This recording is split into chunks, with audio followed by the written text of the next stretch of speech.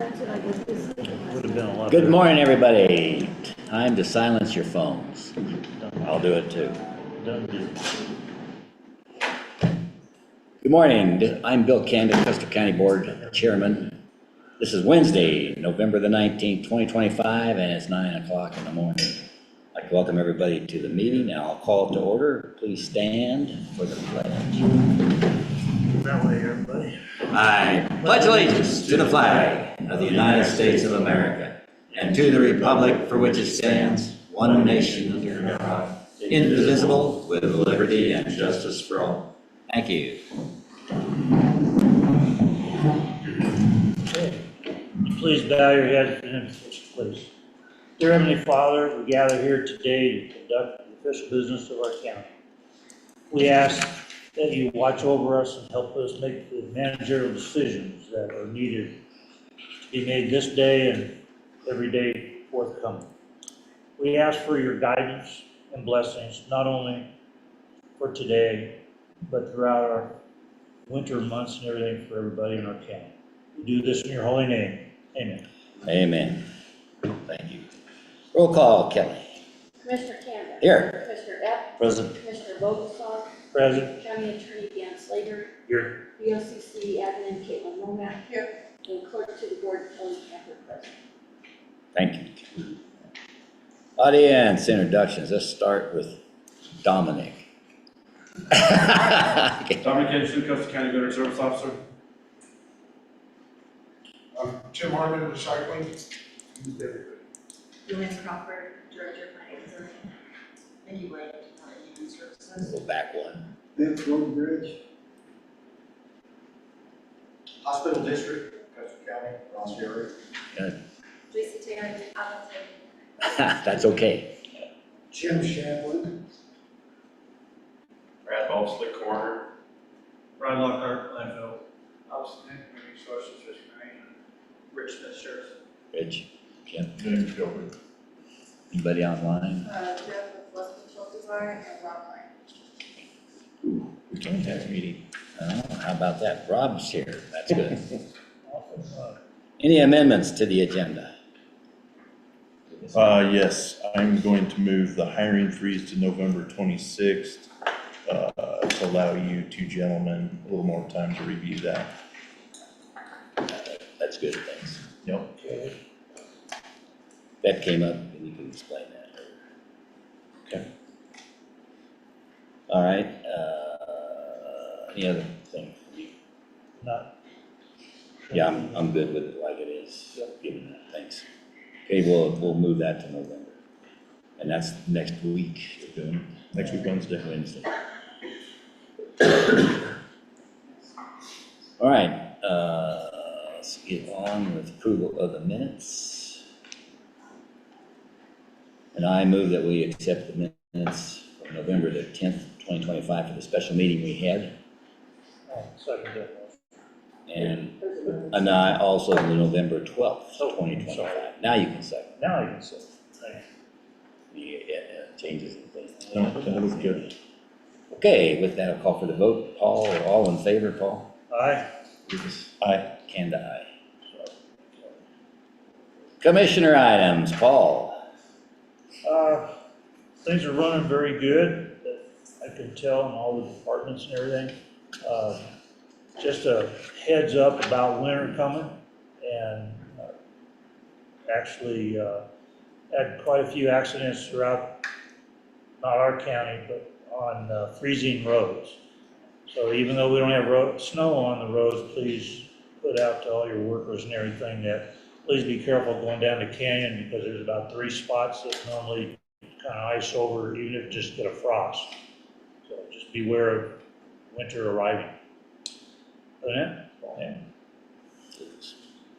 I don't have much. We did have a CES meeting last week, Thursday, and we talked about lithium ion batteries and hazards they present to all of us, since we all carry one around in our pocket. So just be careful about putting lithium ion batteries in any place that's hot, on the dashboard, the seat of your vehicles. So just try to keep them out of the sun, keep them from getting hot, and I don't know, just watch out for that stuff.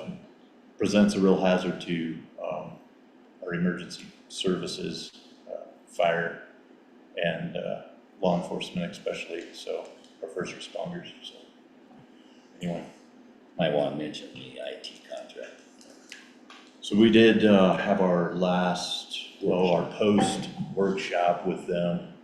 I guess the pre was Wednesday and the post was Friday, but kind of getting everybody onboarded.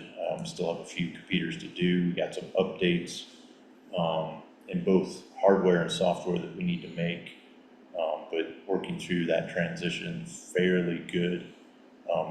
John Mapes did a great job of collecting information and getting the information they needed, so when they hit the ground, they hit it running and didn't cost us more money or didn't cause them to leave, so. I think it'll be a good thing. We had a lot of open doors to different, It turns out we weren't so secure. We're glad That we is true. found that out. And the great news too is, we've got a company that we can call like any other business can for support on your problems you got directly, which we haven't had in the past, which is really good. it is good. It's a good thing. Anything else? Nope. Nope, and I'm good also, so I'm ready. We got a big agenda, so let's see what we got. How about attorney items? Caitlin? Okay. All right, we got reports up next from our elected officials, and Kelly, you got the first choice. Oh, I do. Put it on. I think I got one. We voted. That way you get it over with. I guess, yeah. I don't have a whole lot.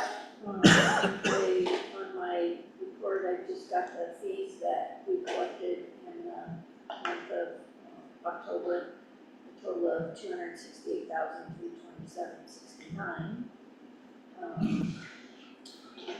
You got your grant.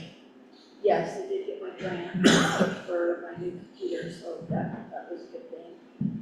We had a successful election, 2,291 ballots that we counted, which is about 48% of the voters, which is actually a little bit down.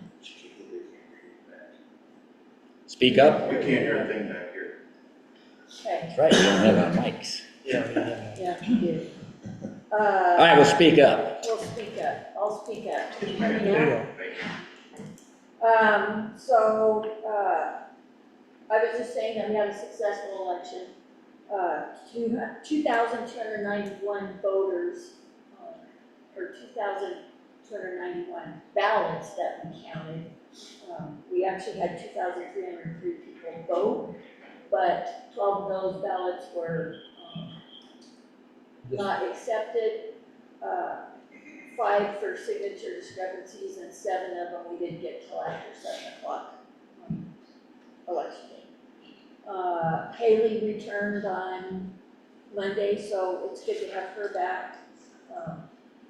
I don't know if the last 2 months of her being gone, we've just been busy, it just seems, but I think it's been super busy the last 2 months, so it's good to have her back.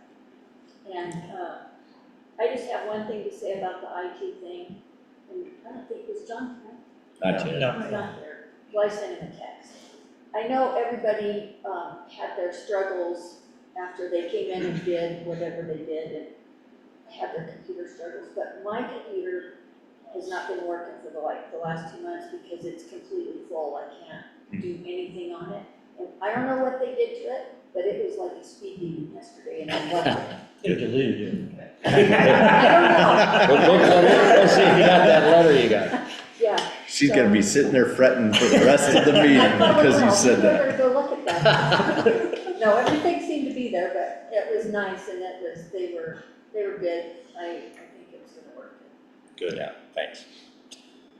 Anything else? No, that's it. Okay, Brad, you're up. And you can sit there and broadcast. Okay. Doing my best, gentlemen. Morning, sir. Pleasure. Good morning. Good morning. Morning.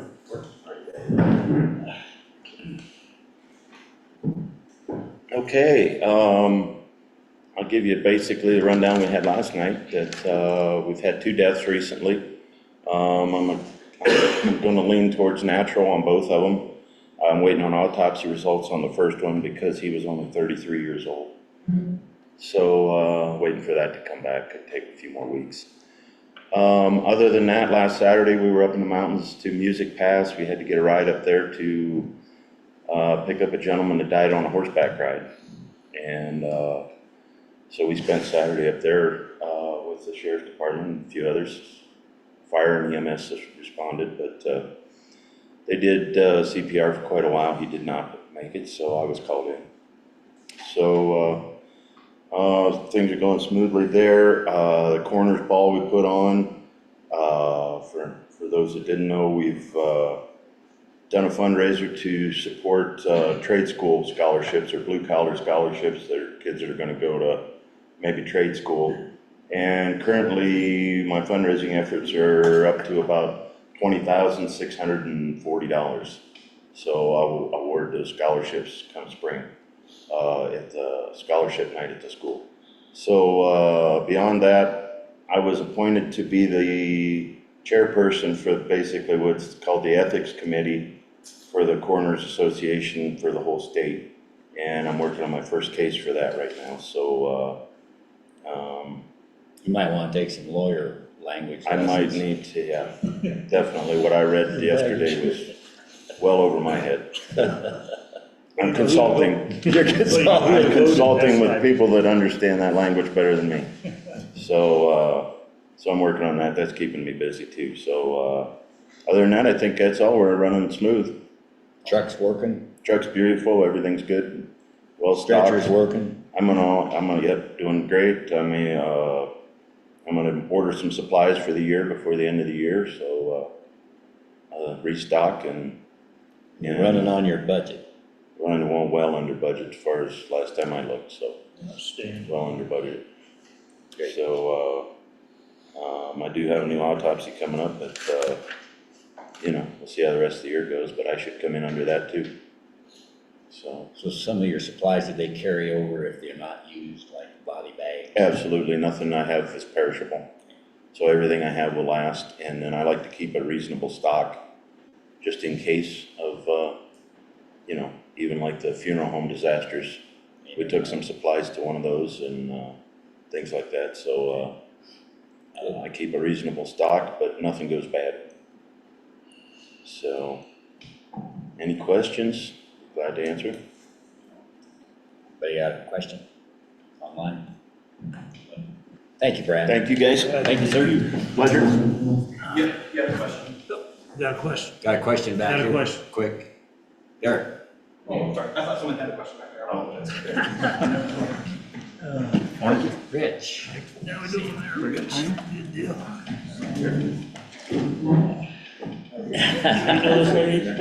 Don't want anyone to feel left out. Okay, Rich, you're on. Well, I did submit my report in writing to you guys, and I think I see a printout of it over there.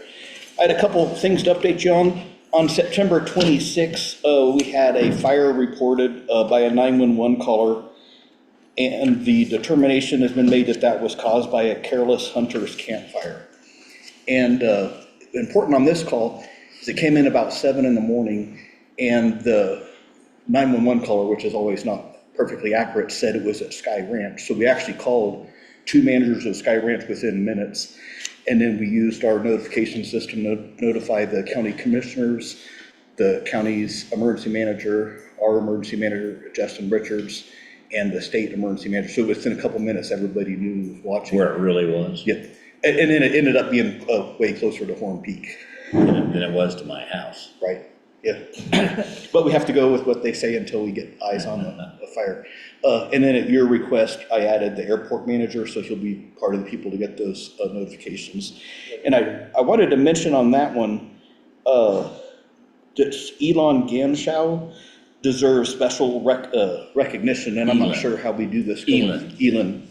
And so she volunteered the day of the fire to use her ponds for the helicopters to dip water out of, which saves them time and gas and water doing that. I was gonna bring that up because it was a good example of the value of having the Jet A fuel up here, so the helicopters didn't have to go to Pueblo and back and waste time on a fire. could have gone further. That's right. And also I noticed is it your agenda this week about fire ponds? Or you have that coming up, and I just think that's critical that we preserve the ability to keep fire ponds up here. Yeah. Matter of fact, we got a couple of them are gonna approve their application to Perfect. apply for them today. In the month of October, we had 592 calls for service, which is still busy, but down from the previous month. 10 arrests, 2 DUIs, 98 traffic stops. The chief judge of the 11th Judicial District, Amanda Hunter, has asked the 4 sheriffs to come together actually this morning, and we're going to do a arrest warrant clearance day.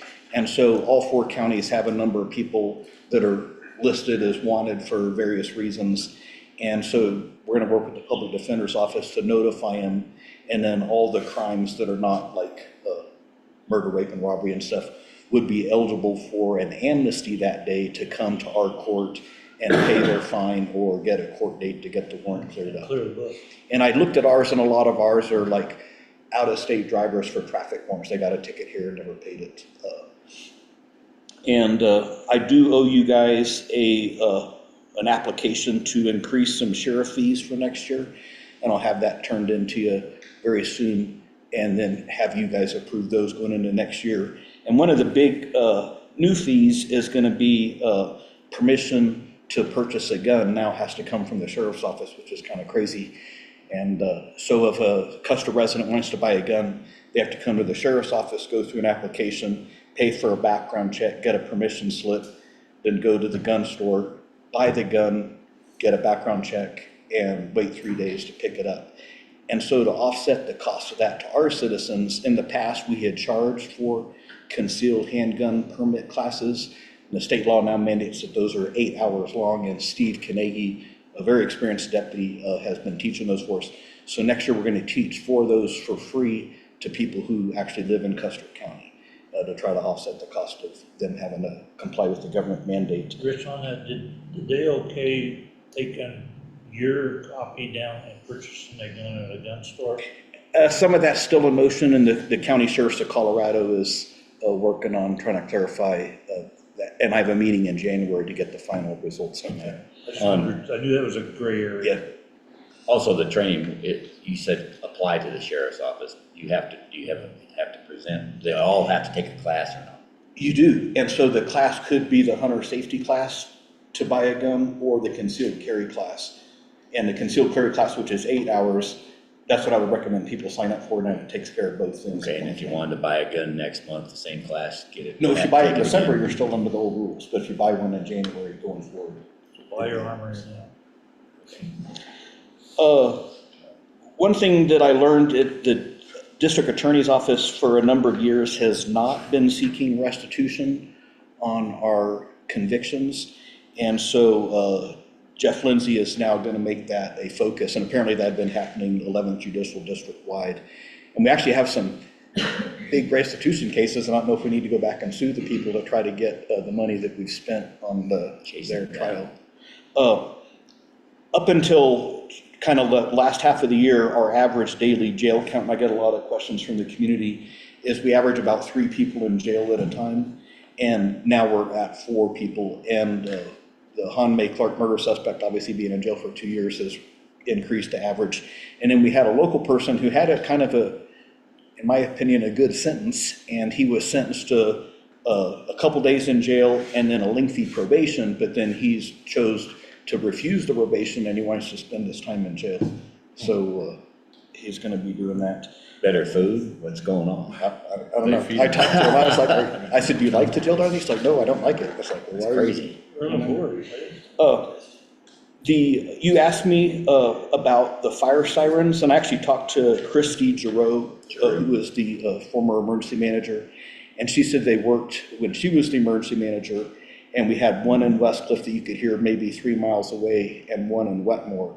However, I've since learned that the one in Westcliff has been permanently disabled. Yeah, I mounted that. And it's still in front of the sheriff's office, but it's not hooked up to anywhere. It's yard art. It's art, yeah. Mid-century. I did get reappointed to chair the Vail Board for the 11th Judicial District, and that's a victim advocacy and law enforcement board. And we apply every year for a Vail grant. our Vail grant was approved for our full amount. I abstained from voting on our own grants, of course. We have a pending Homeland Security grant. We're planning a very large multi-county mass casualty incident the week of spring break. And so that will involve. We're not planning the incident. Okay. And so we're gonna have agencies from the surrounding area, including like 3 different helicopter services. And Dr. DeWall, who's the doctor supervisor for Custer EMS, but also fire and search and rescue, will be directly involved in. Tell them the name. I'm sorry? Tell them the name of the exercise. I don't know. Operation You tell me. Overload. Oh, Operation Overload, yeah. So the important thing about this is we have disasters, on a regular basis, things that, kind of tax our ability to provide service to the community. But on this one, it's going to be a school shooting, which is, in my opinion, the worst case scenario. And then in addition to that, there's going to be some other emergencies that arise so that the incident commanders will have to recognize that there's multiple things going on and deploy their people to handle that appropriately and safely. So we've applied for a grant to have a professional team manage that, direct it, provide the training, buy the supplies. That went to the state Homeland Security. And if we are denied the grant, which I don't think we will be, but if we are, we'll still carry it through just on a smaller scale with less professional help. We also have a grant out for respirators. And the deputies went on their 4th large small animal seizure this year, and it was a house full of cats. I don't know if it was 100 cats, but close to it. And the smell of ammonia was overpowering. And so the guys, we have to have that kind of protection. So we've applied for the state Homeland Security grant to get respirators for that. And then we each year apply for AED grants, and we have not been successful in that. And I did want to bring up something that Brad mentioned briefly. A gentleman had a heart attack up on the Rainbow Trail 2 miles from the trailhead on Saturday. And so it's inaccessible to ambulances, of course. And so we sent 2 police Tahoes, and the Tahoes that were going had an AED, so that would help. And there was bystander CPR in progress, so we knew that was going well. But we passed the ambulance, we stopped the ambulance and took the paramedic and all his gear in the Tahoe and just drove it up there even faster. The patient eventually succumbed. And something else I wanted to recognize on that is Caleb Van Dusen, who's a local resident and also a volunteer at the school. And he had a side-by-side vehicle. And so he drove from where the patient was down to the parking lot to lead the rescuers up, and then later drove down to pick Brad Ballsy up and bring him to the scene as well. So we couldn't do it without the help of our local. It was windy that day, wasn't it? It was. Terrible wind. Yeah. There was a decent spot for a helicopter to land not too far from there, but it was too late. Yeah. And so I think I covered everything. You guys have any questions? No. Any questions out here? Pat? Is it the gun purchase law you talked about, is law enforcement exempt from that? I'll have to check. I think that they are. I think the training of law enforcement that complies with the training and the background check. For personal, you mean, or for the actual duty? For both. For both. But again, the County Sheriffs of Colorado, which is our lobby group, is working with the legislature, and they're going to have a class on the January to roll that out. Okay, good. All right, thanks. Thank you. Next up, we've got, I guess it's going to be a written report from Virginia. Is she coming? No, she's got tax. Oh, that's right. Oh, that's right. And then the assessor, JD's not here either. He's not tied up. Yeah, okay. All right, next up is Vicky.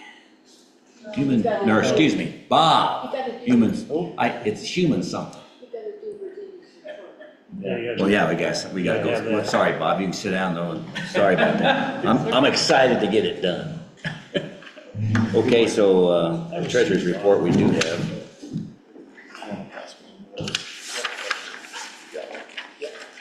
Okay, this is for the month of September 9/1 through 9/30. And the balance up front was $5,695,983.69 in the general fund. That was the big one. Balance. Overall, the total balance was $10,836,559.47 at the beginning. And the ending balance was $9,636,681.56. So about $1 million less, a little over. Still got enough. Any issue? Capital improvement fund sitting at 365 in the bank account, but there's $200,000 worth of reimbursements that are coming from the state to the airport for that fuel tank project, so we're just waiting on that. So that'll boost that up. Yeah. Tourism board is 20 down, they spent. I don't see anything else, any questions on it? Yeah. Not at all. Okay, I move we accept the treasurer's report. Second. Okay, any other discussion? No. Any questions in here? Call for the vote, all in favor, say aye. Lucas. Aye. What was on that? Kanda, aye. Accessory. And the assessor's report. You don't need that one. JD, okay.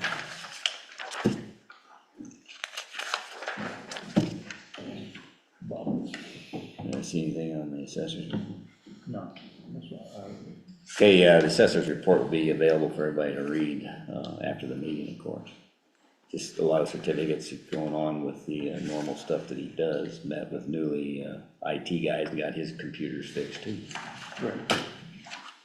Okay, now we can have Bob. Thank you, gentlemen. Human resources. So, in your report, you have a listing of those departments and number of positions doing that, but I won't go through those individually unless there's a question or a request to do so. We are in final process of onboarding for two recruitments for DHS, one being income maintenance technician to replace Lauren, who is retired or resigned to take care of family. And then also a part-time, both that is a part-time and then a part-time case aide positions. So we've had interviews and looked at applicants for those, so working with Vicki for the onboarding of that. As far as employees leaving, we have two retirements out of the sheriff's office. Steve Konigny is retiring, and then Ann Lawachi, who is retiring as well. So then our promotion out of the Before you sheriff's do office. that, speaking of onboarding, you also worked out a process on your onboarding sheriff's deputies to get the codes to the. Yeah, that'll be included in the onboarding process. Yeah, That's a good thing. that's so I have worked out a process with John to, it's a internal process of an additional step in the onboarding for authorizations and permissions for cell phones and access codes and all those other things. So that's kind of been in the process. You just add that to what's already there. It's just another inclusion in that. Promotions, Daniel Santiago moving from patrol deputy to replace the patrol sergeant. So that's been done, and they've backfilled his position with somebody that is already on board. Did I miss anything? The sheriff's still there. Is that it? Okay. A listing of open work comp claims and property and liability claims, just a note on the workers' comp claims. Those claims, any claim that we have open now or that we would have between now and the end of the year, those will all be handled through CTSI until their natural conclusion, where we are moving to Pinnacle. That's part of that transition process. Just as that gets closer, I'll have more conversations with those employees and departments so they understand that, that they will continue to that will continue as it is now. To clarify everything for everybody, liability is still covered by. Correct. Liability and property is still with CTSI. That hasn't changed. That was not part of anything that we are making changes to, CTSI is well aware of that, so that is all continued. So liability coverage, property damage claims, any of those types of claims will continue as they are through CTSI. Which we are part of the pool. And Yes. yeah, there was rumors going around that we bailed out of everything. No, because CTSI has 3 pools, workers' comp, which is the workers' compensation insurance pool, the health insurance pool, which is the medical, dental, vision, and life, and then what they call CAP, which is the property and liability, and that is a separate pool. They all operate independently of each other under the umbrella of county technical services. So we are still a part of CAP. That will continue. All the counties, most of the counties are a part of that. Any questions on that? Okay, a lot of what's going on, the main focus of most everything that I'm doing, have been for a little bit and will continue at least through the end of the year, is the changeover in the health insurance, medical, dental, vision, life, supplemental coverages, as well as the conversion for the workers' comp from CTSI's pool over to Pinnacle.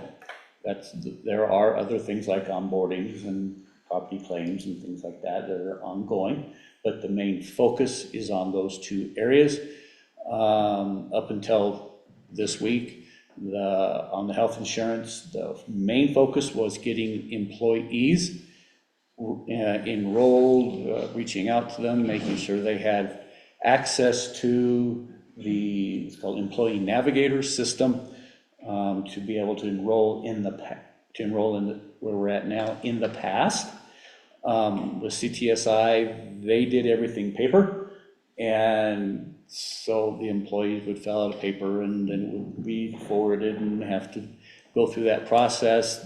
Industry-wide, it is an onboarding electronic process almost everywhere except for CTSI. And so that is where it's an online, you get an email, you do it that way.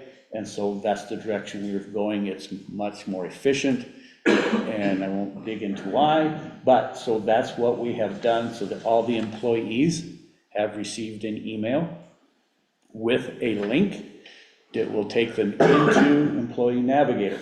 I've sent multiple emails to the departments, department heads, saying, you need to do this. Closing date is the 25th of this month. After the 25th, that portal access will close. If the employee or elected official or whoever, benefits eligible person, has not enrolled by that date, then they will not be able to enroll. I won't have any ability to intervene and fix that. I want to make sure that everyone knows. I've sent emails to department heads saying, these people have not enrolled, I need your help. So I'm just putting it out there again for employees. If this is a must do if you want benefits. In that enrollment is current benefits like we currently have. All the medical plans are the same. Coverages are the same. So you don't do anything, it stays the same. You have to enroll, yes, but you choose whatever plan you want of the 3 medical plans. But even if you're not making any change, you don't want to change plans. You want the plan to be the same. You have to go into Employee Navigator, select one of the 3 that are there, you'll be offered, select one of those. And if you have dental or vision, select that you want to participate. If you don't want any of those, then you select I decline. And then you'll be directed to the life insurance that the county provides for all employee benefits or benefits eligible employees. That's the plan that the county pays the premium for all employees. It's a $20,000 death benefit. It's a death and AD&D or accidental death and memberment policy. The county pays for that. Employees don't pay anything, but you have to enroll so you can elect your beneficiary and all that kind of stuff. So that you'll go in, fill out that you are enrolling, input who your beneficiaries are, and you are automatically enrolled. Then there's supplemental insurances you will be offered that you don't have to take unless you want to. Cancer, hospital indemnity, accident, things like that. As well as a flexible spending 125. It's the government's IRS's term for where you can set aside money out of your check, pre-tax, on a per pay period level.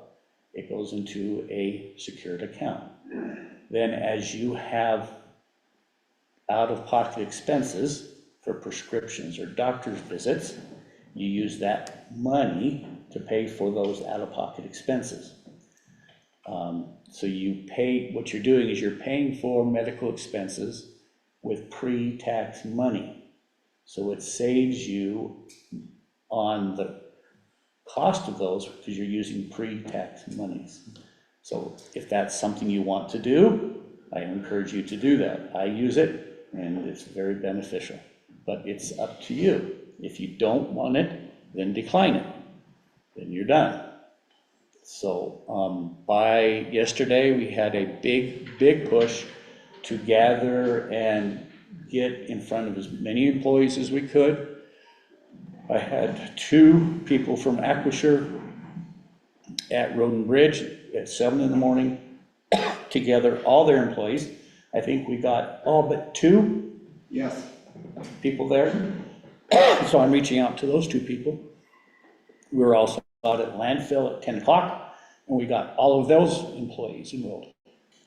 We were at the courthouse from 8 to noon to be available for anybody who wanted to come by or call, or so we could help them.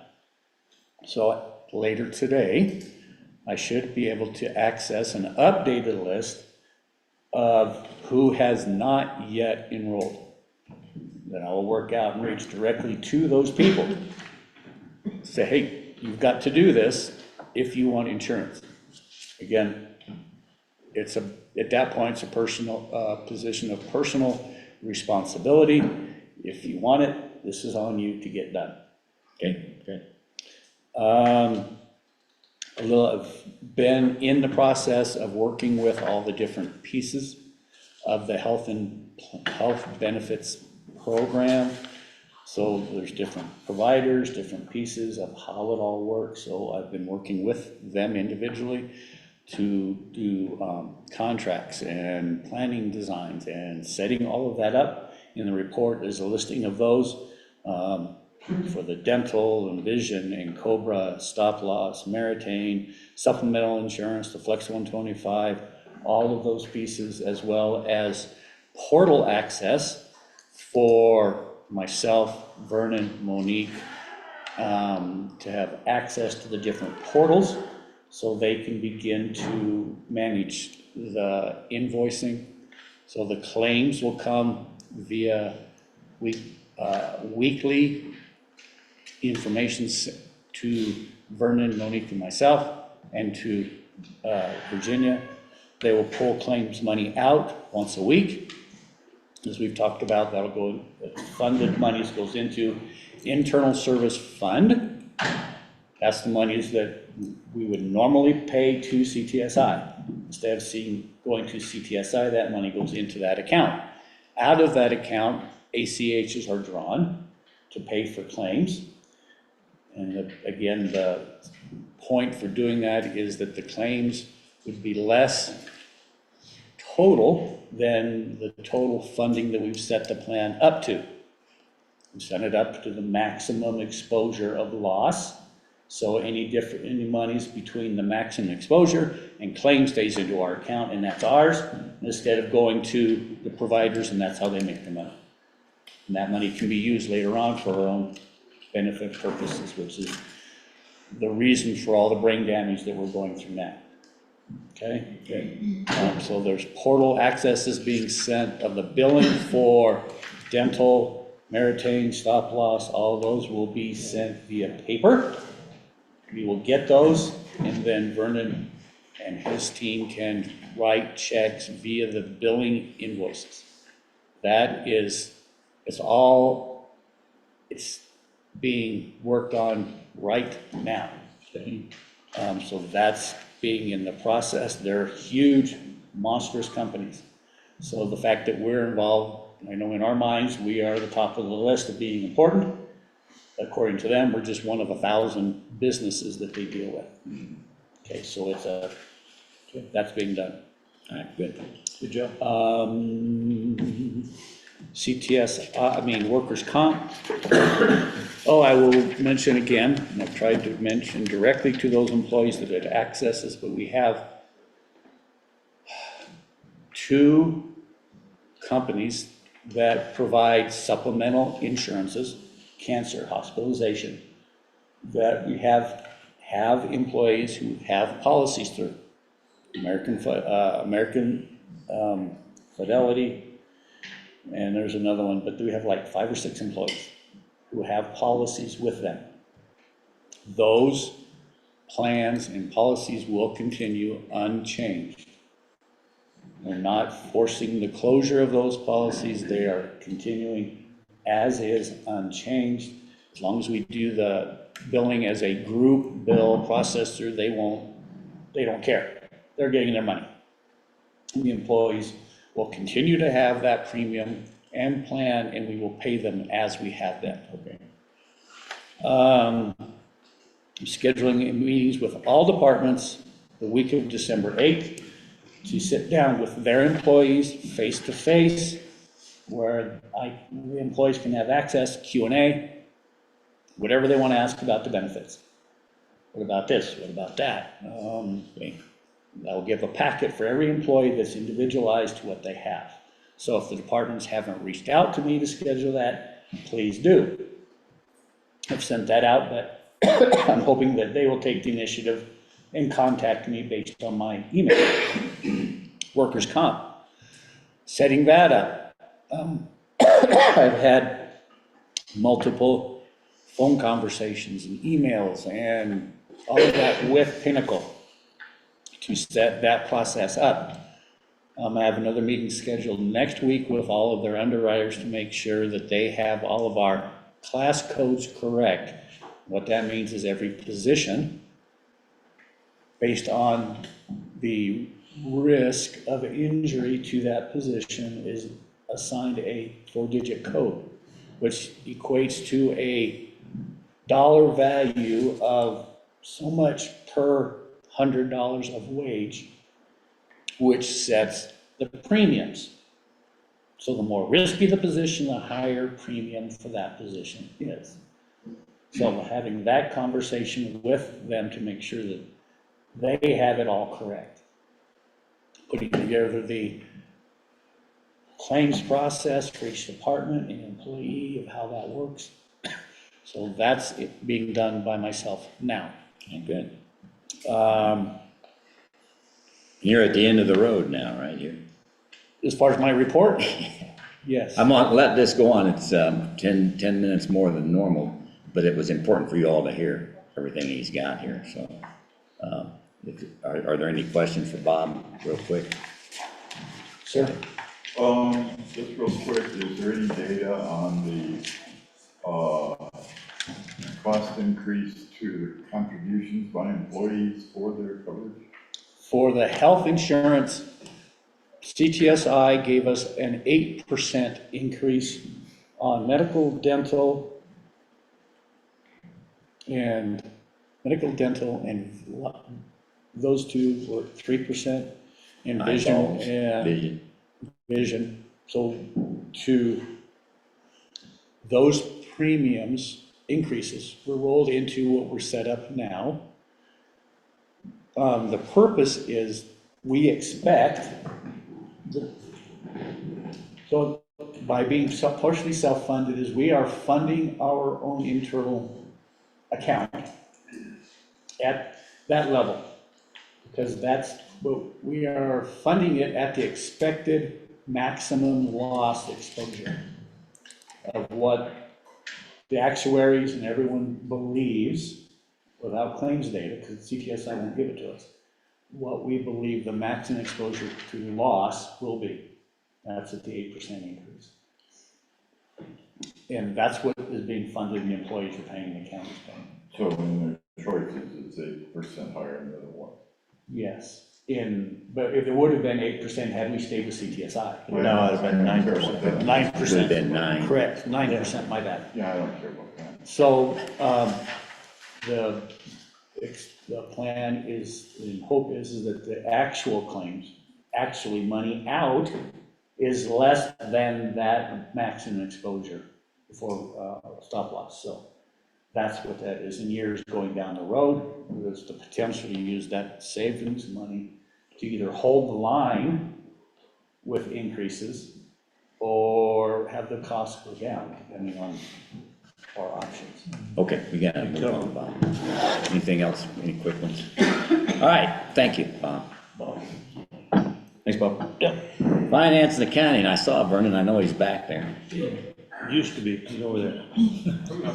Make notes. Thank you, Good Vernon. morning. Oh, sorry. No, sorry. Good morning. Thank you.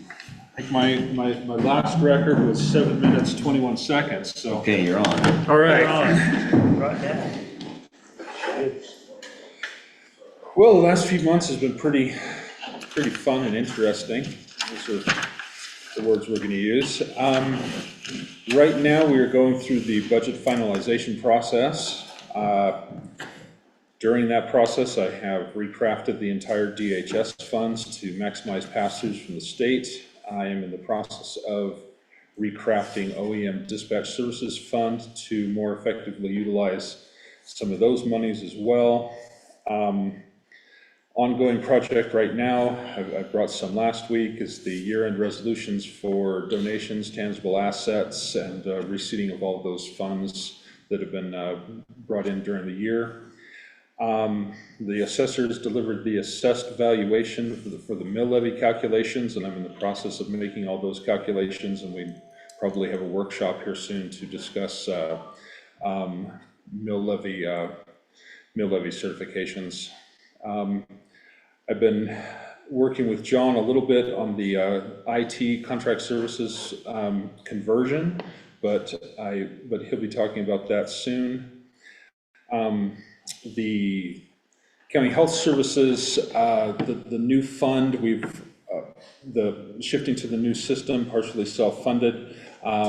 We have activated a fund to put those monies in. Basically, for lack of a better analogy, we're going to be paying ourselves and then paying health payments out of that fund. We're creating new cost centers that will allow us to correctly pay those payments through payroll and through AP. I wanted to kind of go on the record. I feel like we need to have a resolution that will codify that fund use. And we'll have to bring in the accountants, the attorney, and the auditors in that process, because we're going to have to be accounting for these monies, and we want to make certain they're used as in perpetuity. Yes, sir. Here, Mark.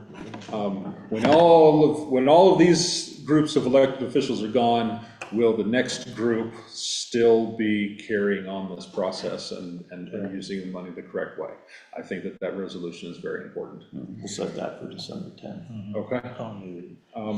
I'll start leveraging all the parties and start putting that together. So you'll have it in the 2026 budget, that line item? Yes, sir. Yep. The last thing, the accountant was on site in early November. We've been working on the fund balance adjustments and the audit adjustments that the auditors have given us, and things are moving forward well there. So we're going to have a really, the budget is more complicated than it's ever been, but it seems to be But we're getting everything done more timely, and it's going to be a good thing, so. And we're still set for the 15th of December. Maybe. The 10th. Actually, the 10th, Maybe yeah, the 10th Yeah. first. unless we want to do a different meeting. No, Okay. But that also opens up the transparency also. Yes, sir. That's where we were lacking before. Where am I at here? 3:40. you only have, you got All right. 4 more minutes if Oh, you if you want to waste their Good. time. I could sing, but that would be, they'd probably all leave. Any questions for Vernon? Thank you, Brian. Everybody getting their paycheck? We're working on Is that. the computer working today? Yes, sir. Okay, Monique is doing payroll right now. all right. Anything online? Good? Okay, thank you. Vernon. All right. 4 minutes and 7 seconds. All right. Outstanding, yeah, thank you. Work on that next time. Maybe get it down to 3. You're up, Clyde. Clyde is up. Well, first, I apologize for being late. I thought it was 9 o'clock, 10 o'clock instead of, what was morning? You've never been 10 in your whole life here. Always been. It's always an hour later than the airport board meeting. Yeah, it's always an hour earlier. Yeah, We blame it on the time change. Yeah. you had to reset your.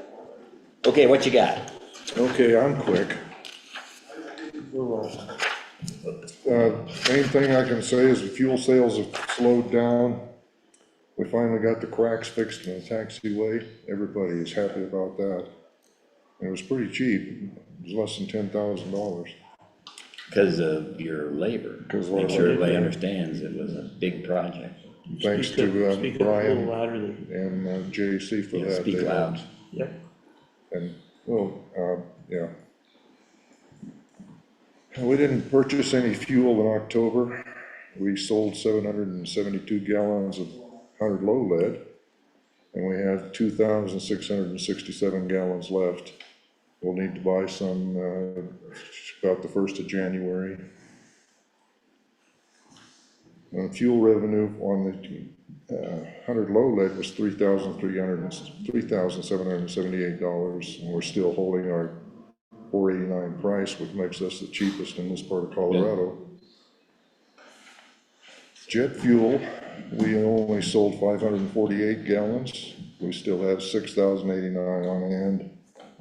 And we made $2,187, and we won't have to buy any more until March. Good. Okay. Other than that, everything's working for me. The AWAS is great. All the cars are working great. All the equipment. Did we swap one of those out still? Didn't we? Yeah. Pull one. Yeah, Up the pole now. we've got 3 now, but that's one more than we really need. We can get by with 2. So we can get a place to put it, so. Okay. Tractor's good, the skid steer's good, all the cars are good. And we don't have any big plans coming up.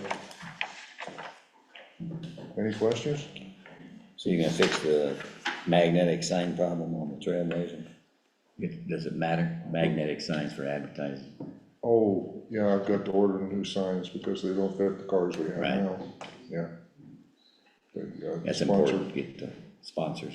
Yeah, yeah, you're right, I need to do that. Okay. Other than that, Any questions? nothing online. Any deer jumping the fence? No, they've learned their lesson. Okay. All right, we're good, thanks. Thank you, He Clyde. beat Vernon, that's 2:30. Good job. Thank you. Thank you. Landfill. Hello, Brian. See Brian, How's it going? Long time no see. see Ray. It was yesterday. I always wait till the last minute to get my report in. So there's always stuff that I need to talk about in the section not on the report. But we'll start with the, the operations are running as normal. No problems with any machinery or anything like that. We are in the process of purchasing the CAT 623G scraper. we've got the letter of interest signed by Mr. Kanda. I'm gonna take that to Suzanne today. I need to get an invoice from her for the filing fees, which is $23.75, I believe, off the top of my head. And then I need to ask her as well about the down payment we're gonna pay, which is $50,000. If we need an invoice for that, I think Vernon. The agreement will be the invoice for that. Oh, okay. Oh, perfect, okay. So hopefully those loan documents will be, hopefully soon, we'll be able to get those signed too. So anyway, I'll let you know, Bill. Yeah. I also, we had Purple Wave come out. They're an auction company. We're auctioning off the old compactor and the old trash truck that's been out there for years. That should close, I believe, in December 16th, I think is the closing date for that. They think that it was worth They didn't say, and I told them. it, but they were willing to take it on. Yeah, yeah, he said they'll sell. So that's that. There was something else that I forgot that I was gonna mention too. Scraper, Purple Wave. Oh, the landfill fees. We discussed having a workshop sometime in December to where we can at least talk about the landfill fees, raising them, to where we start out the new year, with new fees. I don't know exactly what that's gonna look like. Probably, again, we'll discuss it, but I don't know if we need to talk about it in public yet until we actually discuss it, but. Now let's talk about it in workshop. Okay. That's a good point. We do have to have a workshop, and fees are important because across the whole board, all our services, we can't go in the hole. We gotta match inflation, we gotta match cost of living. Yeah. I mean, I don't think it's gonna be a big issue, but we definitely need to talk about it and go from there. Other than that, the expansion, I'm still waiting on the survey from Alan Altman for phase 2 to get the construction quality assurance report from the state. But other than that, everything's good. Good. Questions? Online? Okay, thank you. Thank you. Okay, we got Delana up. On top.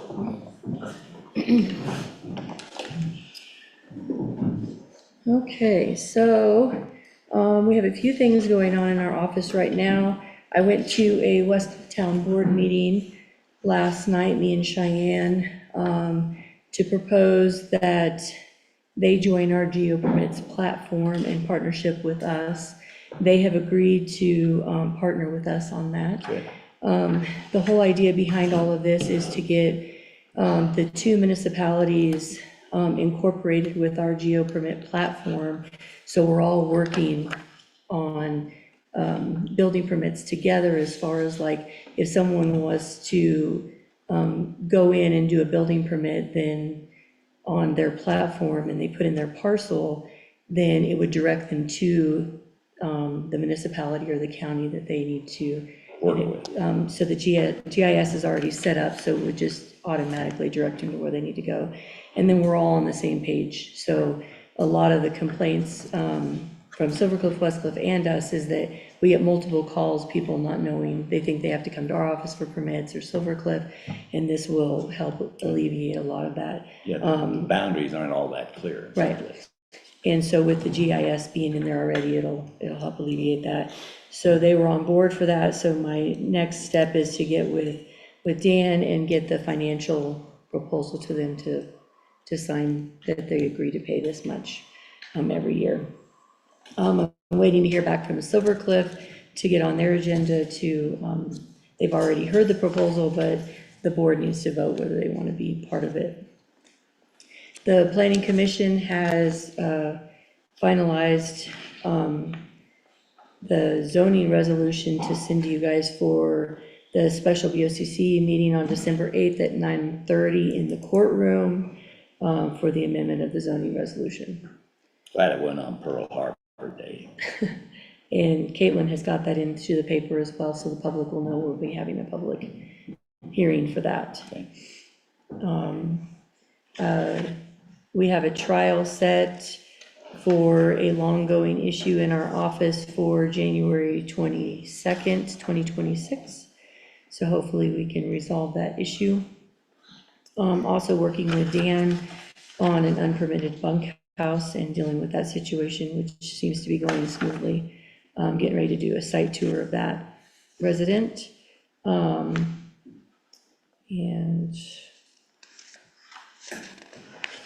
other than that, that's pretty much what's going on. So I understand we have an issue with signatures on permits or on closeouts. Yeah, so we're trying to, we've got a bunch of documents in our office that, weren't closed out properly. We're having complaints from homeowners or buyers that are coming in, and they're not wanting to accept our documents because they don't have a director's signature that the inspection was Just on septic done. systems, or were there other issues? Mainly on the septic systems, so we're trying to work on that. I'm gonna get with you, Dan. I need to figure out how we can resolve some of those issues since I wasn't the one that inspected them, and how we go forward with that, so. Okay, thanks. Any other questions? Questions out here? Did Brad get all his stuff signed off? Was he here? I'm gonna rag him when I'm seeing back. Okay. Is that it? All right, thanks. Okay. Okay, we got Big John up. Big John. Mr. John. Did you get another moose or anything since I saw you last? Not since last. Jen's son got the assessor's office got a deer. He did. I didn't, but he did, so. Well, to start, first, I thought it was gonna be silly right at first. We had internet outages, and I now at the top of my report have just left that. So we had 3 internet outages on 10/21, 10/22, and 10/29. Where were they from? They were with the fiber line and also intertwined with that FirstNet. In response to that, we have installed Starlink on the courthouse, which we were then able through the election to keep the internet up and going and seemed to be pretty seamless, and to where there was even an internet outage during the election, but thankfully Starlink took over and everything went seamless there. Right, and the bandwidth on that's not a panacea because it's limited, but it was. Yes, it is. Just right for that. By the end of the day, getting into that, we started the onboarding process of the contract IT services and back to the internet. By the end of the day, I just spoke to Heather, and she's supposed to be getting me a quote for upgraded bandwidth for the fiber line and an enterprise level Starlink system.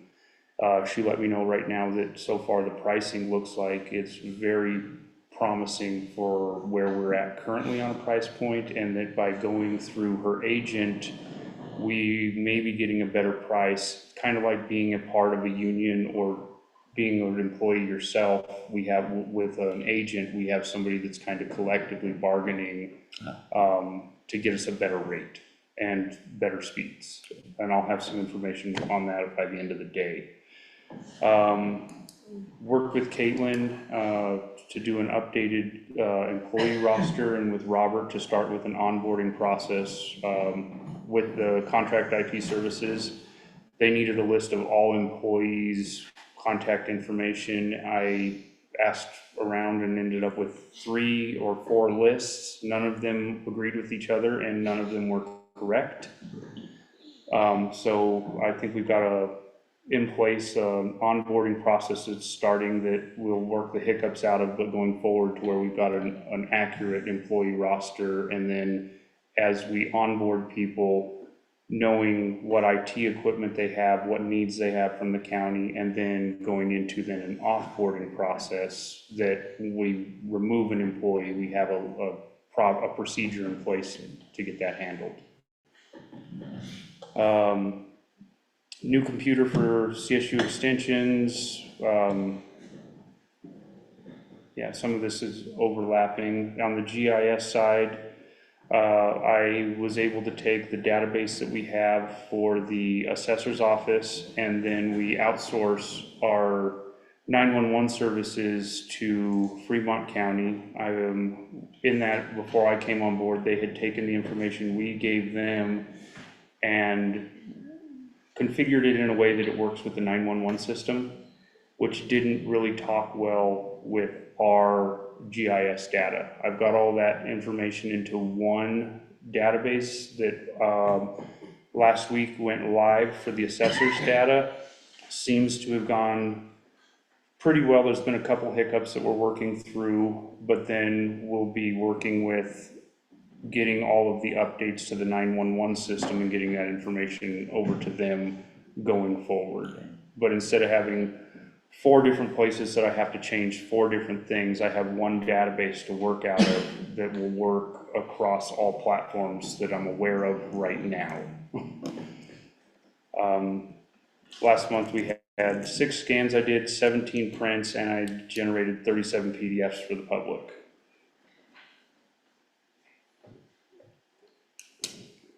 Good, done? I believe so, unless there's any questions. The help desk for the IT services will go live if there's no hiccups on the 1st of the following month.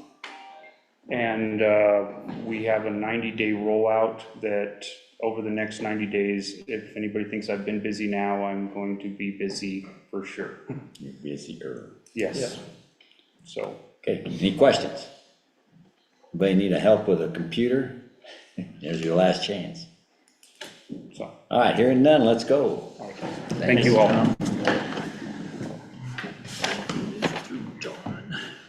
Dominic.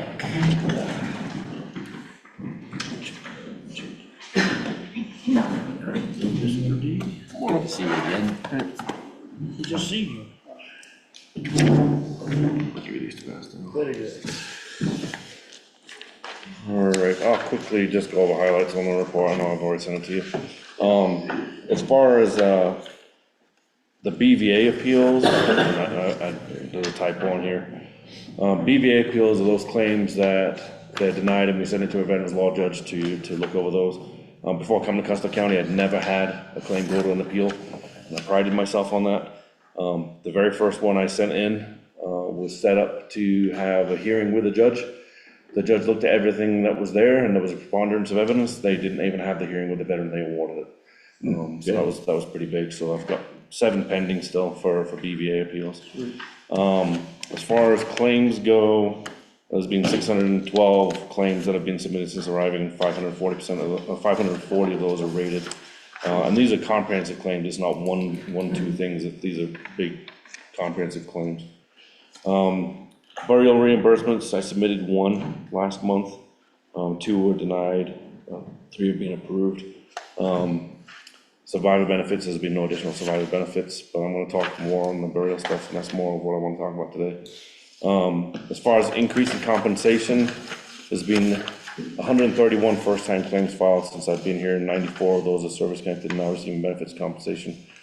Increased monthly compensation, at the end of last month, we're at 133,000 for the year per month. And then retro payments for the year, we're at 1.2 million, and those are back payments on those claims. So for the year, we're at 2.123 million in increased compensation for the year. Brings us to almost 4.25 million since arriving here.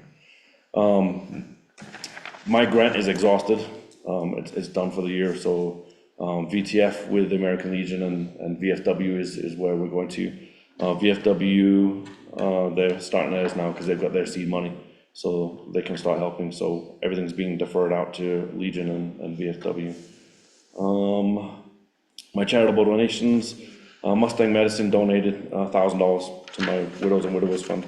So right now I have about $2,000 in that pot. And that's to help widows and widowers with whatever needs they have. And that's at my discretion, so, we're not bound by grant, restrictions. Going back to the burial stuff, I've had 3 veterans pass away in the last 3 weeks. One of them we've already talked about, Rich Smith, and Brad already talked about, the veteran that was up on, yep, that was one of my veterans. 2 of them I'd already worked with on their claims and got them service connected, so there's burial benefits that are there. The third one was in hospice care, and the wife came to see me, got things started, and 3 weeks later he passed away. So as far as burial benefits go on the VA, there's nothing for her now. So this is why it's important for veterans to come in and talk to us, get their claims going. And I hate being morbid, but yes, I want to help veterans with their benefits and their compensations, but I'm always thinking 3 steps ahead. What happens to the widower if something happens to the veteran? And in this case, she's going to get nothing now because it's too late. One of the veterans' spouse is going to be taken care of, and then the other one, he was Custer County resident. yeah, they're all 3 are Custer County residents, and the other one was a widower, so there was nothing going to anybody. But it's critical for those folks, those veterans, to get in and see me before it's too late, so we can educate them. And I literally have the conversation in my office every day. You don't know what you don't know. Yeah. So, one more thing. I was out Saturday, and Brad was out there too before they got called away. And I didn't know he was a veteran. There's somebody went missing a year ago up in Cotopaxi, and I didn't find out until 3 weeks ago it was a veteran. Not that it matters, but it was a veteran. And I wish I would have known that beforehand, because I could have reached out to Fort Carson, had some of their folks come out, see if they could bring some cadaver dogs out as well. But we had about 40 people out there Saturday searching for this individual, and it's off of Empath and 44 Trail, so it's out there in the sticks. County line, basically. Yeah, it's over there. So they're supposed to be doing another search party after Thanksgiving. I've told them to get me a date so I can reach out to Fort Carson and see if we can get some support from those guys, but the guy was 101st Airborne. How long? It's been a year.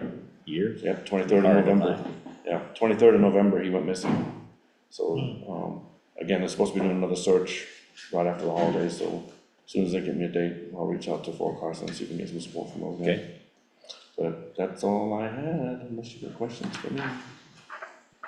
That's all I got. Okay. Questions? Nope. Oh, sorry, one more thing. Oop, no. One more thing. My wife is, and a bunch of volunteers are gonna be starting to prepare meals for veterans that we're gonna keep in our office in our refrigerator. So they'll be ready to go, throw them in the microwave, that way we're not just handing out, Emergency kind of thing. Yeah, well, not even emergency, just if there's a need, yeah. The need. Rather than having, and it's gonna be, organic stuff, not processed foods and whatnot. So that we'll have those, probably in the next 2 weeks, we'll have that stuff in the office and available to veterans, widows, widowers. Okay. So, Question online. Who is it? Rob. Hey, Rob, you're on. Yeah, I'd just like to commend Dominic for doing an outstanding job, and just so the commissioners know and the people of Custer County know, a lot of times he calls us in the evening, pretty much late at night and stuff, just to stay on top of things. So we appreciate that. That's it. Thank you, Rob. thanks, Rob. I'll give you that $50 later. Price went up. Benefit got decreased by 50. Okay, thanks. Thank you, Dominic. Break time. Thank you, sir. For all of yours. Wait, did I beat Vern's time? No. You did. Yeah, you did. Break time, let's take 5.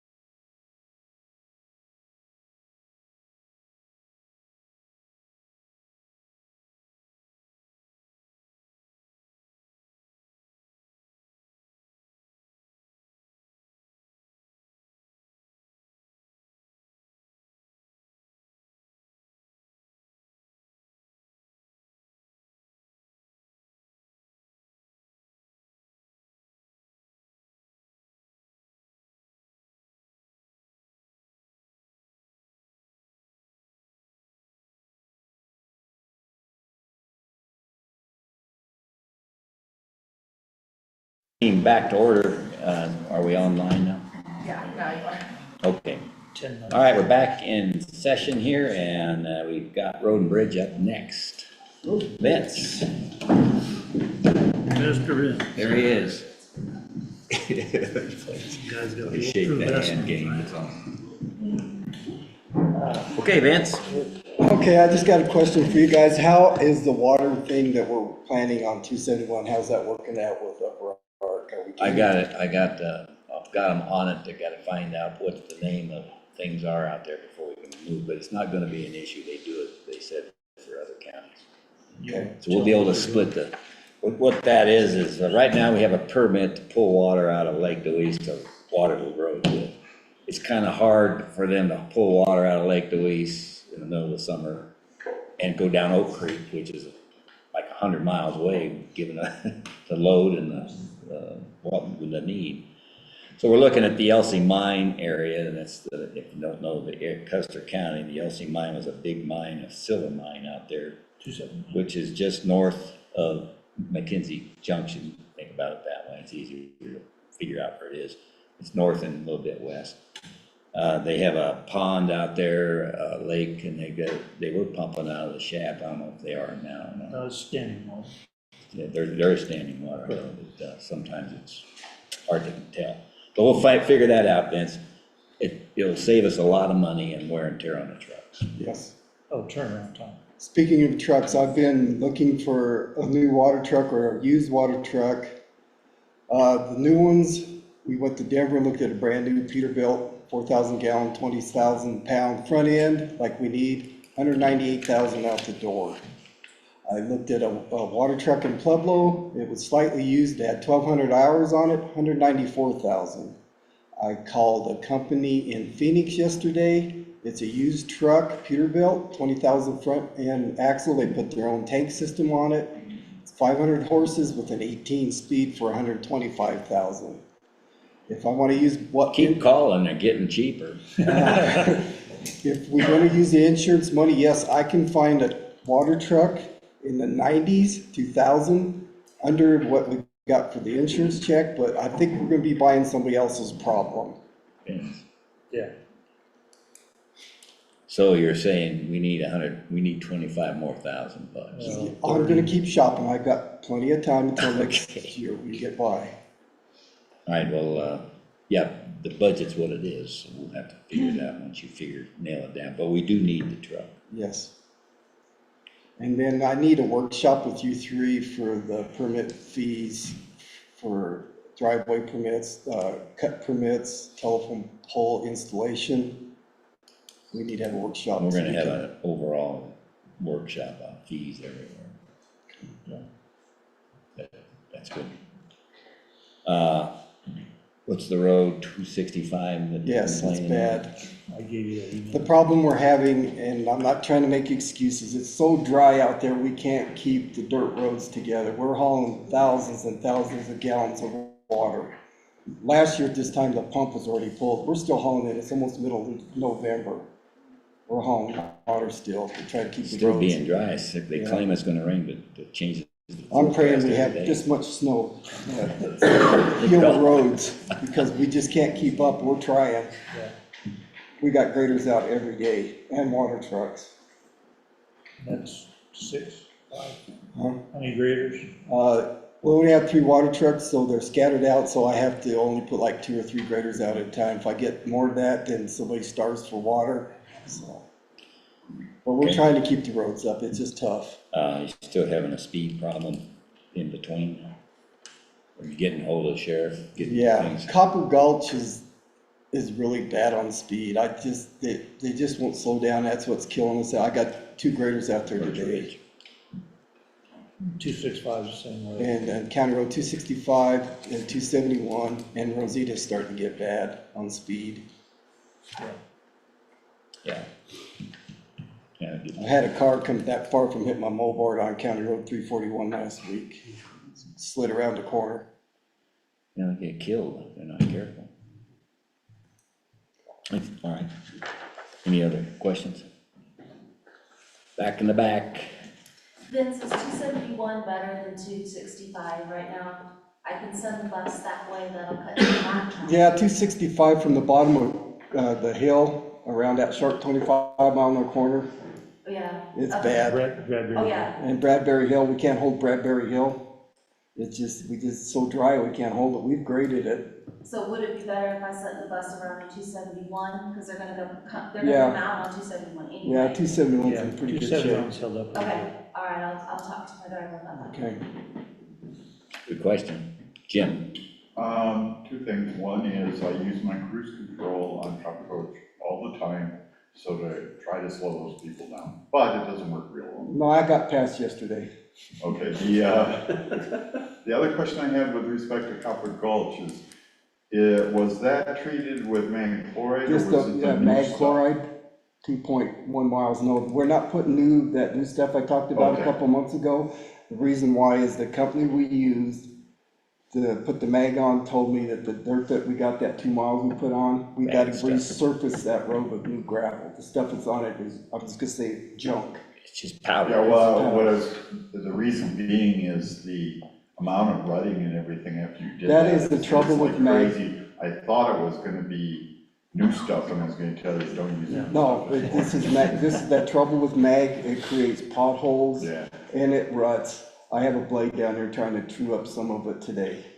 Part of the problem too, you were making a thin coat, trying to save some money, as you Yeah. double up the coat. Well, Plus plus we- I think it rained right after you Yeah, did and it. plus we Right. ripped the road when we put the mag down, so we get to get 100% sanitation into the road, Saturation, yeah. saturation into the road. Yeah. It And was that just made a it softer. worse result than normal. But it's not washboarding. I understand it's rough. I drive it. Oh, yeah. I understand. That's just the way mag does. If I may add, Jim, what we did is, they came out with the other stuff that was gonna go down, and they did samples on the actual material there, and we didn't pass for them to do it. They No. said, we won't do it, because they won't guarantee it. That's right. Okay. Anybody else want to complain? Okay. He's not bleeding. I don't hear any, We're okay. and you went over a minute. I Yeah, did? yeah, but you took it. It's easier for you. You talked. You did. Oh, both of us did. All right, thanks. Thanks. Thanks. Yep. Okay, now, next up, you got, come on up. Good to see you. Good to see you.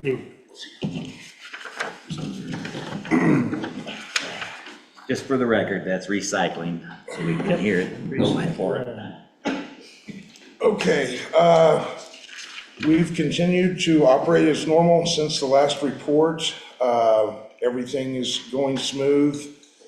Production-wise, we are exceeding last year, so we continue to grow. Just give a quick example. Last year, we did 308 bales for the year. We're already just through October, 278, so it looks like we're gonna be somewhere around 340 of all material before the year is out. So that's good. We're continuing to make trips to Tractor Supply in Canyon City and Buena Vista. That's occurring about every 2 months, like a 2-month cycle, where we're picking up cardboard bales and then turning around and selling those. So that's where we're at. So we're up in production across the board from last year. Let's see. And as far as revenue goes, the markets have been really low this year, again, across the board. But with the increased production, we are going to exceed what we did last year in sales revenue. Even making that trip is still making it with the long trip to Oklahoma or wherever you were going. It's still mainly going to Oklahoma. I do believe we sent one, we did send one load. I'm trying to remember exactly. I believe it went to El Paso. But we do continue to send to Oklahoma, and I guess the demand is down a little bit, and that is dictating the market. So the market is about 50 to 55 per ton, where last year we were at 100 to 110. So it's dropped off about 50%. That's on cardboard. But the same is true with paper. Aluminum has been okay, it's held steady, and steel's about the same. Where are we taking that? We are actually transporting ourselves the steel and aluminum down to Denisio's. And we've just found, I've looked into it. How many dollars a ton? 150 per ton has been about what we're getting on steel. That's pretty good. And about 70 cents a pound on aluminum. Those fluctuate daily, so it's a little bit hard to give you exactly. But we've found that by us just transporting to them, we actually do better than if we tried to load semis and pay transportation to somewhere else. So with those two commodities, we So what are you transport hauling it ourselves. with? I'm sorry? What are you hauling it with? We have a flatbed. I know. And then we've been using the fleet, the old public health truck. The 250? or Yeah. 2500? Yes. So, yes, that's what we haul it down there with, which works great. So, That's good. yeah. And other than that, we have about, right now, 12 to 15 volunteers that are volunteering, that are dedicated on Wednesdays and Friday mornings. They're doing a great job, they always do. And they assist in our cardboard, which we have a massive amount of. And we've actually been averaging about 40,000 pounds, 20 tons a month we're shipping out of here. In fact, I've got a truck coming today. So we'll load it up with about The heater working? 20 tons. Your heater working inside? Yes, that in the office, not in the Bay. building. Yeah, we don't have a heater out there, but, so it can get a little chilly, but everything's been going well. We've had nice weather, so it hasn't been bad yet. Good. And I think that's about it. Questions? I have one. Yes. Is there a market for used motor oil? Gosh, that's a question. No, there is. Yeah, I think Brian would be better. How much do you have? Oh, I've got a place I can take mine, I can take it down to Fremont County. Oh. But we would like to set up a collection point at the airport, but I'm not gonna collect it if I can't get rid of it. You gotta be able to get rid of it. Well, you can get rid of it, but it costs to get rid of it. I just got rid of 200 gallons at the landfill, and it was $276. Where'd you get rid of it, Brian? A company called Thermal Fluids. Out of Penrose, yeah, they're actually subcontracted from, the company, you guys just paid the bill, I can't remember who it is, but yeah, anyway. They just, basically, I don't know if they pumped road and bridge last time they were here, but they'd run a schedule, just call them if you got, I mean, it's. They make the rounds up here for other? Yeah. Yeah, that'd probably be the easiest. We don't take it at the landfill, by the way, just so the public knows. Yeah. Drop it here, no, yeah. It was like They'll 200. start tomorrow. Yeah, just get on their schedule or, let them know.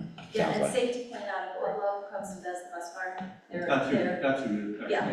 Yeah, it's about $1 a gallon that they pump out, and then they just give you, I think it's a $50 flat fee for the travel time, and then $1 per gallon. Okay, I'll see if I can get some contact. Now, add to that we also pump it out of wetland. Okay, thanks. Thank you. Okay, Miss Vicky's up. Miss Vicky. Miss Vicky. Miss Vicky. All right. All right, you're on. Okay, Human Services. Busy. Right. Yeah, it's been Very busy. Been busy. What's up? So our issuance to those who receive food or out-of-home placements, TANF cash dollars, that sort of thing. We issued in October, $103,175. And so that's about normal for October. LEAP, I do want to say that LEAP, those payments will go out this end of November for LEAP. So that'll start in November, where we'll start seeing those numbers rise. Our child welfare intake referrals, we had 5 referrals for child welfare. We screened in 2, so it's a 40% of the screened in, and we currently have 3 open cases. We were able to close 1 case, which was good. Our adult protection services, we received in October 3 referrals. We did not screen any in, and we have 1 open case with legal authority, which means we have the custody of that adult. Our child support services, it looks like we didn't collect very much, and they're both the same for our monthly collections and our year-to-date collections, and that's because October starts our federal fiscal year. And so we collected for the month of October $15,393.60 that went out to the custodial parties. And eligibility, we processed new applications 13, 8 were approved, 1 was denied. We're still in progress for 5 of them. The timeframes are sometimes 30 days or 45 days depending on the program. So we were at 80% approved. And redeterminations, we processed 57. 2 we have still in progress, and we had 39 approved and 16 were denied. So we're about almost 41%. The denials could be because somebody did not turn in their redetermination, or they didn't turn in paperwork, and then they have up to 30 days to try and get that reopened on those. Any questions on the actual caseload information that I just said? The good news is for this month, the food assistance was released to those. It was on hold due to the government shutdown. So everybody did receive their food assistance. Our next food distribution is going to be December 10th at DHS. So if you have folks that are in need, please let them know that we do have a food distribution. It's small, but it's still for those in need. The second Wednesday of every month, so our next one will be December 10th. I do still have boxes available right now for this month's distribution that we did. So if you know anybody, please send them our way, because I still have some food that I can give out to people. So the amount issued in October for EBIT was 103,000 roughly. What's November shaping up to me? I won't know until the end. Yeah, I won't know until the end of the month. That's when the report comes out. Yeah. And so now the government's not shut down, but it could be shut down again in January, perhaps. Who knows? And there's rumors that it might have to be reapplied for it, which we don't know anything about that yet. I don't know anything about that. I mean, I hear all the rumors on the TV, the news stations, that sort of thing. But I mean, as of right now, everything is still, we're still standing. They're saying there's gonna be restrictions and all that. Well, we do redeterminations for food assistance once every 6 months. So the purpose of making people reapply to me is. Or it's like reapplying every 6 months, huh? It is. I mean, we still have to go by the guidelines and what we have to receive from them in order for them to be approved or What's the denied. cycle? When's that start and stop? When's your 6 months? So the 6 months is from the date of application, so it's gonna be that every individual month we person. have redeterminations. Okay. So it depends on the applicant and when they applied, and then then that's for food. That's good. Yeah. So we've constantly got redeterminations There's every no single issue month. there. So I don't know why they would say to make, shut it all down and make people reapply. That just doesn't make sense to me. Yeah. Yeah. But we'll see. We'll keep Okay. an eye on it. Questions? Vicky's running pretty good, 5 minutes. Good, yeah. Thank you, Vicki. Anything online? Thank you, Vicky. Thank you, Vicky. We've got CSU. Sorry. She's not present. We got a written report, we got a kids council written, emergency management, and that's it. So let's look at those. You got any issues on? We don't have a report on CSU. I'll speak about that one just a bit. On the CSU side, with the 4-H coordinator, talked with her a little bit, and this last year's fair was outstanding. And Emily came aboard late and took care of that and got it all under control. And we had an outstanding fair. Now she's aboard for the prior to stuff now and ramping up over the winter months and everything. And we should have a very successful fair once again. And so that's on track. Other than that, I did not get a report from Reggie. She left on Monday for family matter, so we do not have a report on that. That's all I have. Okay.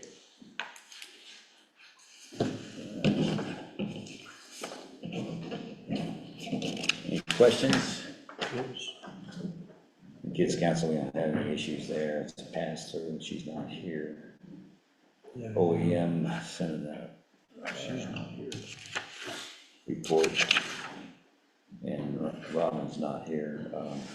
Couple meetings we had, but There's nothing new here except she's applied for another grant that we okayed the other day. Any issues? no. All right, these will all be online after this meeting, like I said before. So we can go on from here, unfinished business, I don't have any. Well, No, not at all. okay, new business, we can move on. West Custer County Hospital District Wetmore Area Boundary Inclusion Resolution. Who invented that title?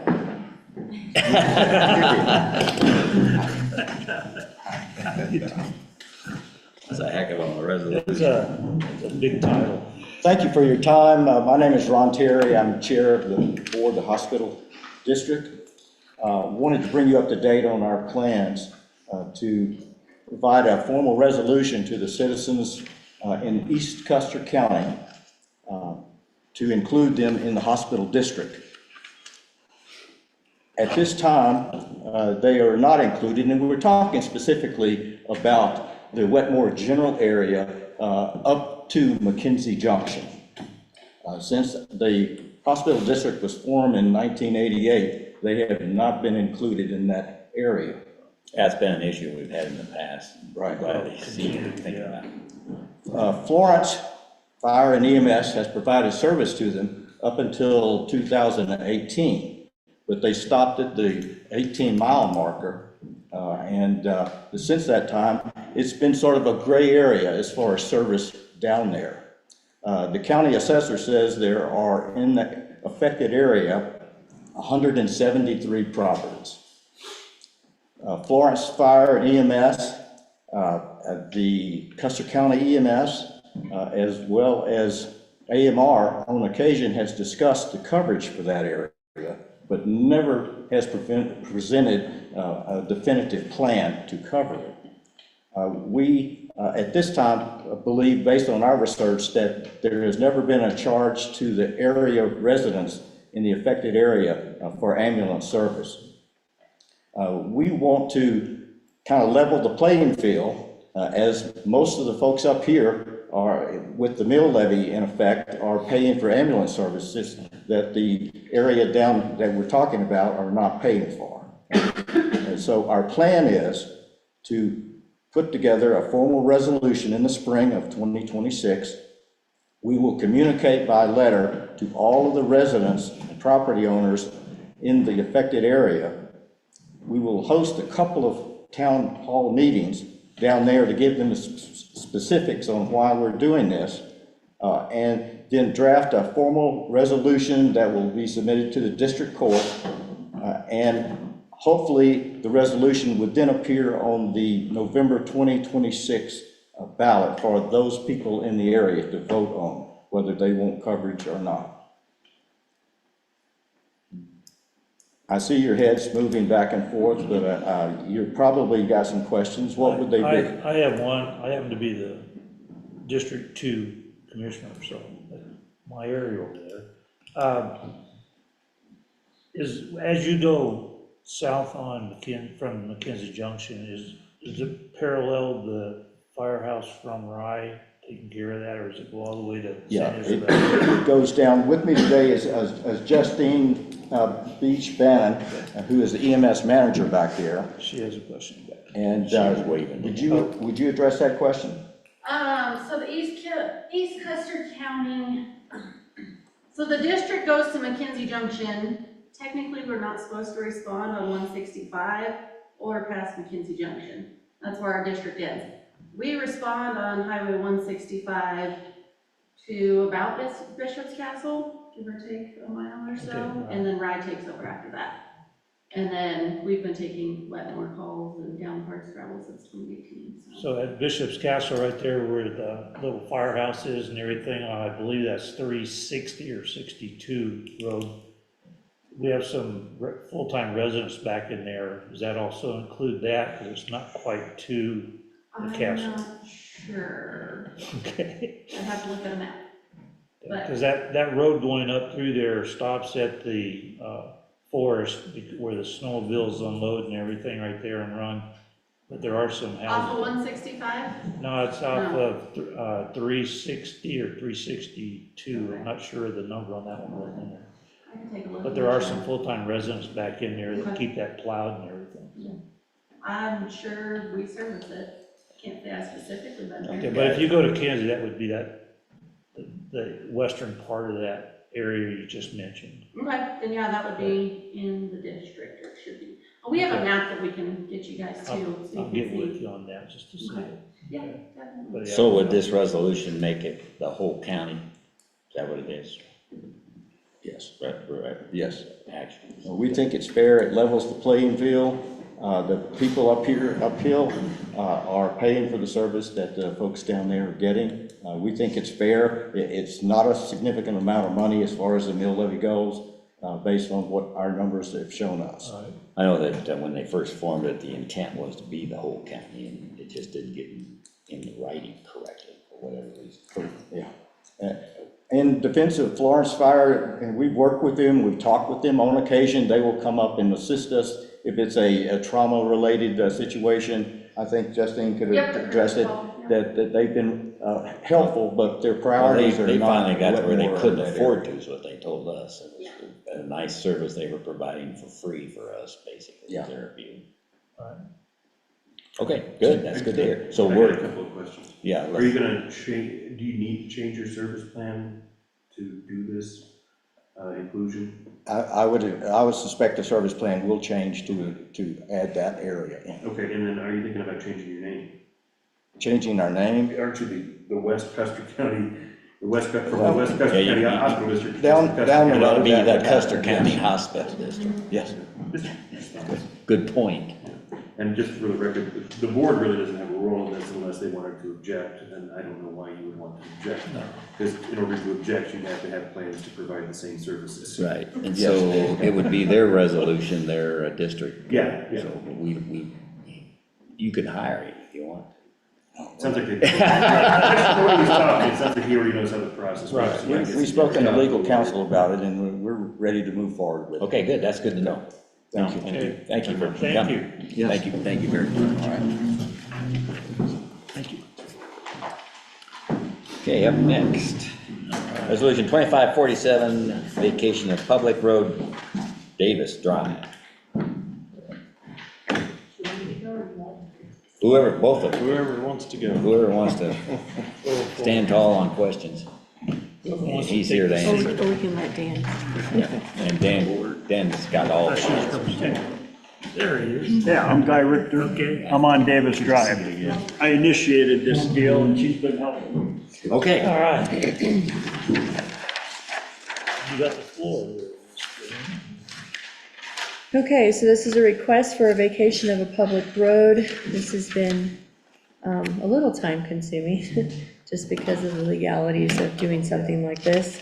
Working with Dan and the homeowners. So do you have anything you want to add to? Yeah, there's 3 homeowners affected here. I've lived on Davis Drive for 30 years and I've maintained it all that time. It really serves no purpose other than these 3 homeowners, and I've already got a letter of, not acceptance, but a letter requesting this vacation from those other two plus myself. And I don't know what else I can, there, you've got the map, kind of. So we're vacating from here to here, right? Yes. Correct. Yes. Okay. And the key when you're vacating is you can't leave it property landlocked. So that's, I think we've gone beyond that point, we would have left at least one property landlocked, so that's where we get stuff there. And so every section here, this is gonna now be part of this property? Correct. That's what I understand, yeah. Okay. Yeah, so the road would be split in half and, you know. Oh, on all, okay. On the end. Yeah. Okay. And then we will be, once if this is approved, then we'll go in and vacate the interior lot lines. So then those will become one. Well, that's a whole different thing, we're Yeah. not dealing with the. No, I was just saying that's what that is. But yeah, by law, what would happen is that by vacating the drive, this boundary line then moves to the center of the road, and this boundary line moves to the center of the road. Correct. The other thing that this resolution does is, for some reason, is it Davis Drive? Davis Drive is this, not this. And this, from here on, it's Terra Drive. And so what we've done is we've renamed this section, which is technically Davis Drive, Terra Drive. So there's not confusion as to why it's Davis Drive to here, Terra Drive here, but then also Davis Drive down here. That would just be. So it's Terra Drive all the way up. So yeah, this just makes everything Terra Drive all the way to the road. And what motivated you to do this? What's the value to you? For one, the road is very narrow where it goes by my garage. I mean, it's a one-lane deal, and I don't care for propane trucks and other big equipment to be able to go right through there, because it's a bit of a danger. I don't know, I felt like I've maintained it for all this time, so I'm asking. That you're maintaining the roads in turn, it's not the county. What's that? The county wasn't maintaining anything. No, it's not maintained. It's You not- were maintaining it, not the county. I am, yes, I have been, and I actually, all those properties are mine that are gonna be affected there, on both sides of the road. You own all those lots. Yes, I do. So there's really no reason for anybody to go through there other than me. Except, yeah, I don't know why they'd want a shortcut down to Yeah, there's. 56. You need a toll gate. My only question is the accessibility of the, I guess that's to the east of your property lines. Which one, what?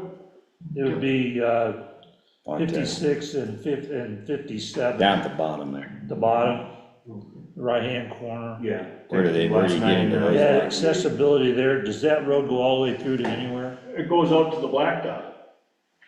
To Highway 96, or 165. 160. 165, yeah. Highway 165. So they get on to their place by way They of. would come up the other way. The other direction. Yeah. Okay. Okay. And I'm also looking at, are you gonna put a gate across both sides of your roadway? Because what I'm asking here for is That's his driveway. EMS and also fire. It would not be locked. I wouldn't lock Okay. a gate. Because they would For those need reasons. access. But it's his driveway. Well, in They're fact, getting they- access on Davis Drive, aren't they? So what's gonna happen is, once this gets done, this will go through the assessor, then to John Mapes.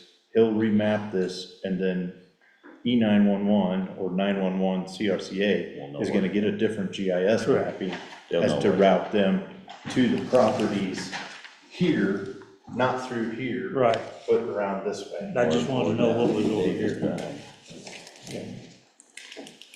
We're good. Oh, yeah, do we have, can you see on your map where Yeah. it intersects 165? No. No, we just see That's the, what we my just see question was, 'cause 156. It ends right here after your property. Here's 165, Correct. goes like this, a hairpin turn, and we're talking, These 56 right there, the 50. see, these all get accessed Okay. off of the blacktop. Just this map does not show the access. Yeah, yeah, yeah, It's just looking at fire and emergency. Right, these guys all have quick access right off of And 165. that'll change with the remapping. You got a gate coming in here too, looks like. No, that's just, It's a break for the. it's a break for the, grid. Oh, yeah, evidently. yeah, that's not, It's probably okay. question, got it? No, I was just wondering if you were blocking off access. Okay. You must really want this, because you listened to every report we had. Well, It's a I test. do. It's a test, I yeah. appreciate all your time and effort here, I'm not kidding, so. What's the next step? You gotta decide, is that? What we're gonna do is vote. Yeah. I make a motion to approve resolution 2547, vacation of public road, Davis Drive. I'll second that motion. Okay, good. It's been moved and seconded to accept the vacation of portion of Davis Drive, and we'll leave it at that. Any comments here? Any public comments? I have a question. Does this mean that this gentleman then is being given that land that the road has? As opposed to selling it to him? No, we wouldn't, so the way the state law works is if you vacate a road, you wouldn't sell a road. It falls in ownership. I'm talking about the property, not the road itself. Well, the road itself is the only property we're talking about. Correct. He owns all those lots. I know, Whomever- and so half of the property that is also the road Yeah. is going to each of those lots, which are all owned by him. Right, Right. that's correct. So if I was a robber baron, I'd probably sell him all those pieces. Well, the to thing add that's his added land. to that. But it sounds like, no, you can't do that.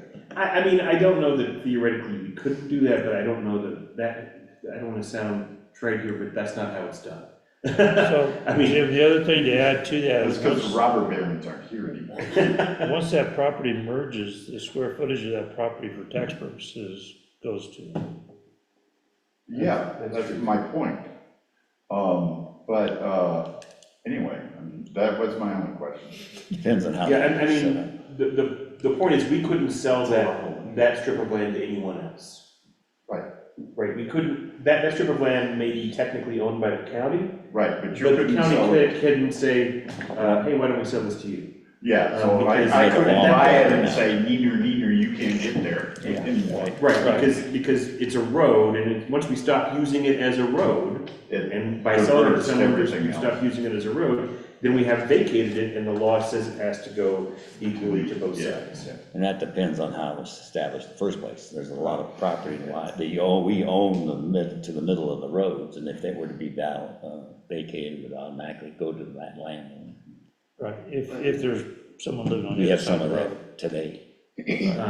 Yeah, I mean, but again, it's spelled out in statute how that process works, so. Correct.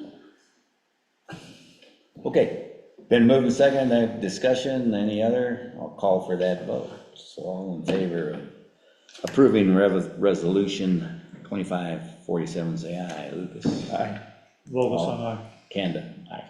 It's all yours. Sure. Thank you. Pay your taxes. I do, I have for a long time. Just didn't, And now I'll be paying more. yeah, you get to pay $1.50 more. Hardly there. The road's 26 feet on the map, so It never was a there's real road. 13 feet No, it's of each 26 feet long? wide.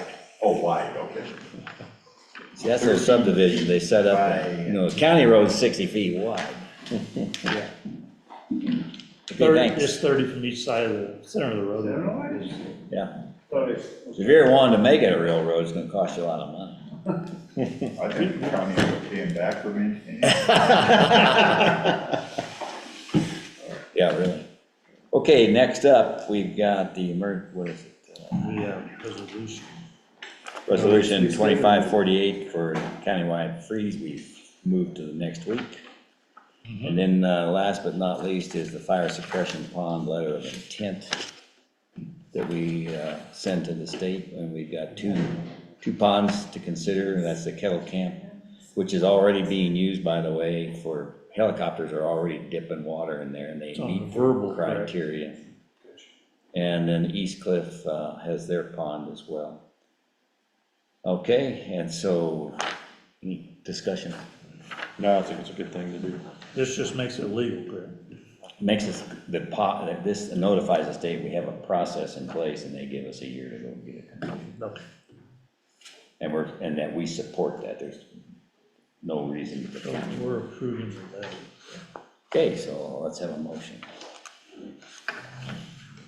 I move that we approve the letter of intent for the fire suppression pond procedure to occur, as we've discussed. I'll second that motion. And sign the letter, I guess. Shall we have a number? Any other discussion? Any questions? Jim? Question. If one's pond is a fire suppression pond, does that responsible party have to maintain its level of fill? Water. Well, that's a good question. The ponds are usually fed by a spring, and they've been in existence. Some people have created ponds, and if they were created after 76, then they've been ordered to fill them up already. And the ponds that exist in the past, there's no requirement that I've seen in the application process, once it's approved as a suppression pond, that they would maintain that. Yeah. So the answer is no. That's my understanding. That's my understanding as well. Really, the issue is kind of the reverse. Yeah, it's whether or not the county can, or the state or whoever, can pluck water out of their pond. Well, no, it's really a matter of whether they can keep the pond there. It's a matter of what, they're not making them fill it in, basically. Yeah. Because if they're not a fire suppression pond and they're an illegal pond, otherwise, then it becomes a water law issue. All ponds needed to be adjudicated. If they're not adjudicated, they fill them in. Plus trespassing, if they. Well, that's not as big. That's not why they're doing it. Yeah, I know, I was just saying, is that. Yeah. Okay, any other discussion? So I'll call for that vote. All in favor of approving this letter and signing it, say aye. Lucas? Aye. Vogelson, aye? Kanda, aye. All right, good. Done. Okay, and any other additional public comment? Last chance. Hearing none, I'll adjourn this meeting at what time? I've lost it. 11:02. 2 hours, good, thank you, guys.